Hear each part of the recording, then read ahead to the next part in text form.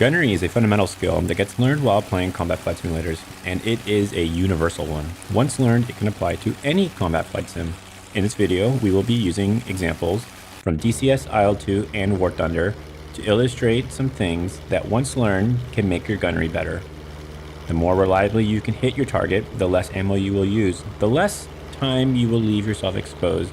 This will keep you safer with more ammo, which allows you to yield even more results, which equals more fun. So this is a good one to sit down and learn.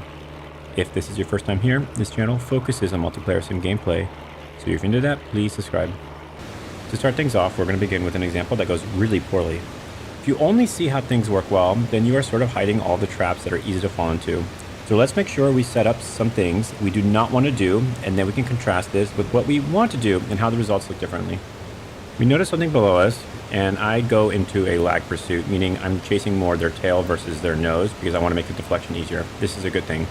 And as I'm coming in, I'm getting ready to make my deflection shot, and I shoot and I completely miss.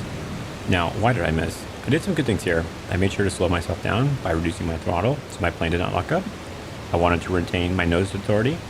I went into lag, which should make the deflection angle easier to hit because I was trying to position myself more toward his tail rather than his nose. But the big mistake was that I was lazy and I did not move my head.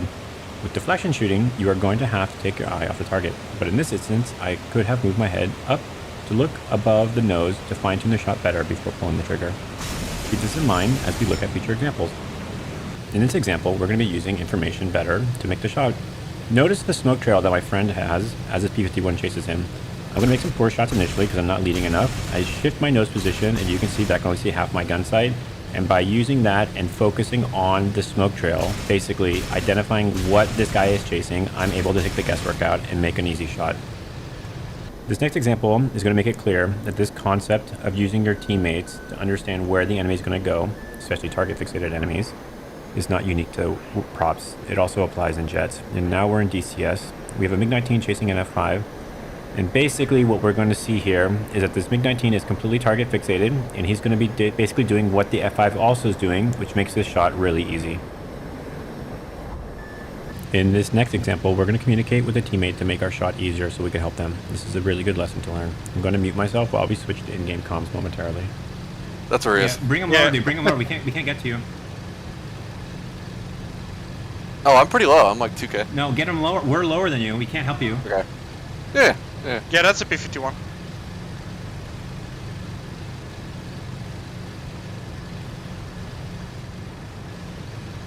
He's overshooting? Don't know. Now I'm co-out. So we communicated to our friend, we brought him lower. We're now in a good position to help. We're going to make a really easy deflection shot here because this guy is completely target fixated again. Our friend just took a slash. This guy, we know his head is looking straight up. We're going to take a quick shot, take a peek. We saw we hit, and we finish him off here really easy. And then we're going to see something really interesting here, which is we're going to hit with our left side, even though we're kind of already past him. One thing to keep in mind with the wing-mounted guns. Next example will explain this to make it clearer.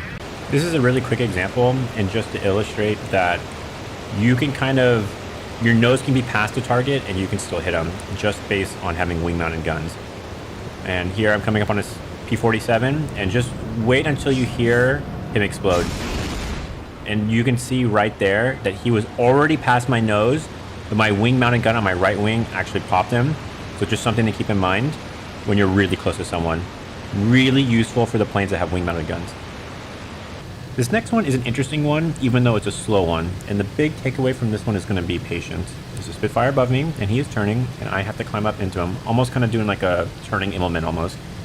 And the big thought here that I have to keep in mind is speed. He is probably close enough for me to shoot, but if I don't make my shot, he's going to be faster than me and be able to kind of peel out, and the fight's going to be much harder. So I actually hold. You can see that I'm just above 350 kph, so I was really slow when I climbed up to him, and I'm making sure my 6 is clear. He has pulled away from me, so this is a much harder shot to make, but I do have some speed and I'm catching up to him. And you can see I'm getting my head position ready to shoot because I was thinking he was going to go into the clouds, and he decides to turn. And now good head position here, really looking. And I saw off his vertical stabilizer here. So patience and head position. But just to drive the point home about patience and also self-preservation, we're going to use this example from IL-2. Coming down on a target, I believe this is a yak. And he's going to do a crazy maneuver here. I was expecting him to pull up, and he just did that. I don't know what that was, but, you know, good job. He evaded me. And you can see where the contrails were. You know, he had some altitude, and now he's much, much lower because he had to evade me. So we kept our speed. We didn't yank super hard and burn a bunch of energy to try to make it, or make an impossible shot. And now he's much, much lower, and this should be much easier. And basically, this is using patience to try to build a better position in order to make a shot, kind of like the last example. And this, I would have thought would have hit, but he didn't pull up. He did that crazy maneuver again. I don't know, again, what the hell he's doing, but good for him. He missed it. Now he's super low, right? We've teed this up really easily for us. And what we're going to see here is a teammate comes in and is going to slap him. So we basically made that happen by being patient. This next one is about trying to make sure you land a wounding shot to make things easier later. In the previous example, you saw me really dumping and trying to pull into someone and get all my shots to hit to really just explode them. This one, we're going to see an attempt here where I purposely try not to pull so much and just make sure I at least get a shot to wound them. So we're coming in toward this LA5. It's actually a pretty good angle. Unfortunately, there's a head on here, so I have to dodge him. And you're going to see me pull, and at one moment I'm going to let go of the stick. I'm pulling, dump, shooting, and I let go. And right when you see when the nose dumps back down, that was me kind of mitigating my risk. And you saw I was able to land a hit. Now we're going to go in-game comms for a second here. I'm on an LA5 that's chasing a 190. Yeah, that's me. I'm pulling him straight up. Oh yeah. He's close. Watch out. I know. I can't do anything. I think he can follow. He's about to break off. Almost on him. Rammed him. Now the second part of this is after I shot, I kept going. And the idea there was to sort of set up like a dragon bag. I was dragging that guy up. Unfortunately, my teammate rammed, but I think you get the picture here. If he didn't ram, that was a super easy shot because he was teed up and really easy for him to hit. I think the best way to show how to make shots is really by showing it. So we're going to see a bad example here because I'm not really judging how well or how fast he's moving, and a lot of shots go over. I adjust and I make them. Now we're going to see a better example, and all the examples are going to get better and better as we move forward. So really focus here which direction the planes are moving. He's going left, I'm going left, so I'm going to aim with rudder and pretty much slam the hell out of them. Super easy, right? But a lot of fine-tuning and patience here and making sure I anticipate where the bullets are going to go relative to him. So here, I actually really like this example a lot too, because torque is modeled in DCS, so I have to adjust my rudder as I'm adjusting my throttle because I don't want to overshoot. And I'm really going to take time here and aim to the right because we're both drifting to the right, and look at how few shots actually missed. I ripped the hell out of this guy, and that was just one blast, and he's straight up done and he's bailing out. So really trying to understand where his plane's going to be to make sure you can put your bullets there so he hits them. Here, I really like this example also. I've actually been saving this clip for, I don't know, months now, and I'm glad I did because I can finally use it in this video. And what we're going to see here is using head movement to make a shot easier. And notice how far up my head's going to be as I start landing these shots, right? I'm not even using the gun sight, and I'm able to make these shots. I'm sure he was pulling for his life. Didn't matter. This next example is an example where I was expecting too much speed out of him and I kind of botched this, but I just want to show you what he did. So I shot, he clearly sees it, and let's see what he does. I thought he was gonna pull up, he actually pulled down under my nose, really hard to see. So that's just a good tip just for a defensive maneuver. Notice here when I shot there, I didn't hit as much. That's because of my the wing guns, right? Because I was rolled over, which makes it really hard. This is just a really straightforward shot. I really pulled. You're going to see in these next couple of ones of me shooting, and I'm going to be jerking my stick at the last second to make sure I hit.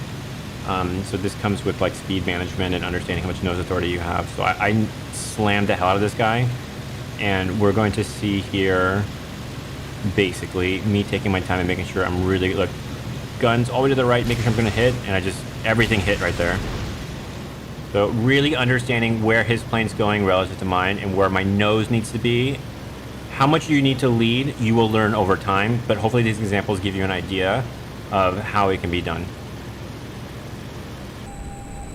This next one is with the MiG-21 against a Saber. These things turn like hell and have to be really patient here. So fortunately I miss, and I'm going to be patient. I'm going to use my afterburners.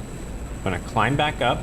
He's going to keep turning, and I'm trying to keep him as low as possible because it limits his options in terms of movement. He can't dive any further down because he'll crash. So it kind of takes the guesswork here. It takes guesswork out here. And as I'm diving in, I'm going to make a really nice deflection shot here. Slowing down, right? Try to maintain nose authority or keep nose authority. And again, there's very little guesswork done here. This next example is a really sweet, pretty shot. All right, looking, getting an idea where he's going. And I'm going to pull the stick. Pop! Right? This next one is even a better example of this. You don't know what you can hit unless you try. So we're going to see here a really good shot. This one even surprised me that I hit. And just notice the head movement and the nose movement, and I'm really looking at what he's doing, and I just pop the stick up really quickly to make a shot, and that's it. 130 mil, he's done. And we're going to use the rudder to finish him here. Look, rudder, and just slam the hell out of him. Not using rudder is one of the things that I always notice new players never do. So I am going to show a couple of quick examples of rudder in use and just show how much you can move your nose over in order to make a shot. So rudder here, right? Very light hits. Unfortunately, no cannons hit, but we're going to see what happens. He's going to have a slip and slide real quick, and big rudder movement, and able to finish him off. This next one is a quick example of making sure you cut back on throttle to keep nose authority. Because if I was any faster, I was already going 550. If I was going 650 or more, I wouldn't probably have been able to make that. Got to manage your speed. Next one, we're back in DCS. We have a Hornet, and I'm in a Mirage 2000. And we're going to see a lot of movement here, right? He's turning before the merge. And I'm going to saddle up on him, and I'm going to chase with my nose. And this is, I probably should have had this earlier in the video, but the key takeaway from this one is you can use ranging shots. I don't really fly the Mirage 2000 as much anymore in DCS, so I'm always unsure. I hate the radar gun sight, so I'm always really unsure where the bullets are going to go. So where is it going? Shoot. Okay, adjust. And I let him fly right into it. Not the most efficient use of ammo, but got the job done. And always good to do when you're flying a plane that you're not super familiar with. So this last example is actually in War Thunder. And I am getting launched on in my MiG-23. So I'm going to go defensive here, and we're going to watch the whole thing fold out from getting launched on, going defensive, and into the merge. So I dodged a missile, and I'm going to turn into the shooter to try to get some nose closure, dodge another missile, and now we are in the merge with a F4. And now I'm going to turn into him. And he is going really, really fast, so he way shot out past us, and we're going to get an opportunity here with a missile. And it is going to miss because flares work really well in War Thunder. And here we're going to see again that, you know, I'm a little bit newer to War Thunder, and I'm going to miss a shot, which I was surprised by because I thought I would have actually hit that. So just like the last example, I'm going to let go of my stick and let him fly into it, and easy. I hope all of you found this video helpful. The last thing I want to impress upon all of you is to make sure you go and play. Every once in a while I run into someone who sits down and consumes all of the theories and procedures via watching videos or reading books, but then never actually applies it. They understand it conceptually but are unable to action it.